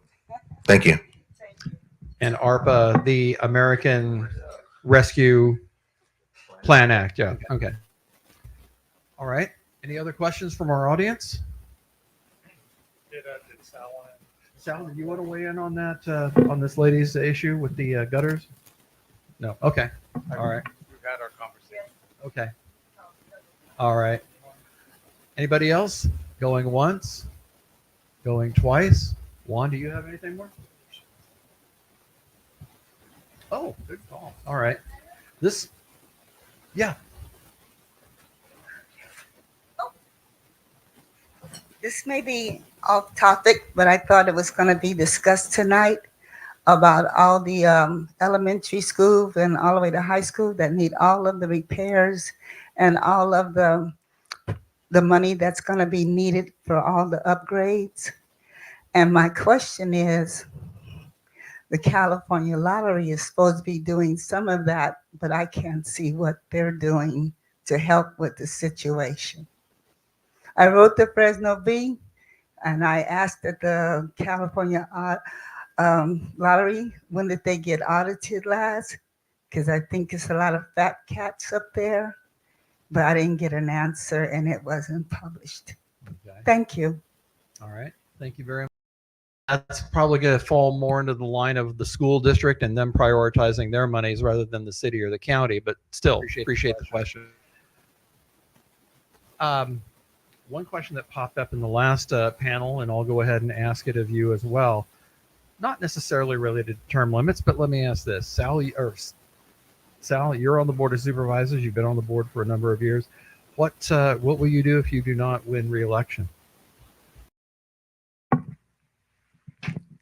You know, I still plan to continue my community service, do the best I can to make Fresno better, and stay involved. All right. Luis, same question. You're term limited from city council, so. No, I'll ride off into the sunset. No, look, before I started in politics, I had a career in serving my community. I grew up in Southeast Fresno. I love Southeast Fresno. I started off as a teacher. One of the things that I've recently, I would say developed a more passion for is healthcare and bringing access to residents.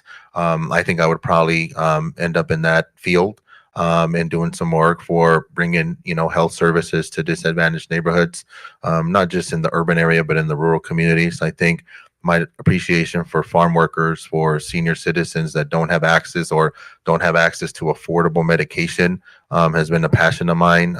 Pandemic really opened my eyes to a lot of inequalities, and I would probably do work in that arena. Okay. Thank you very much. Sal, Luis, thank you both for participating this evening. To our audience here in the theater, thank you all for turning out and asking some good questions. To those listening online, watching online, thank you for your attention. Hopefully this has helped provide you with some useful information. So if there's nothing else, I think we're just about done. Christopher, you have any closing remarks you want to make? Thank you. Christopher just reminded me that this is being recorded. You can watch it again at your leisure. Those who are here in the audience can log on to www.fresnobee.com and find the story about this. And that just about does it. Thank you all very much. We appreciate your coming.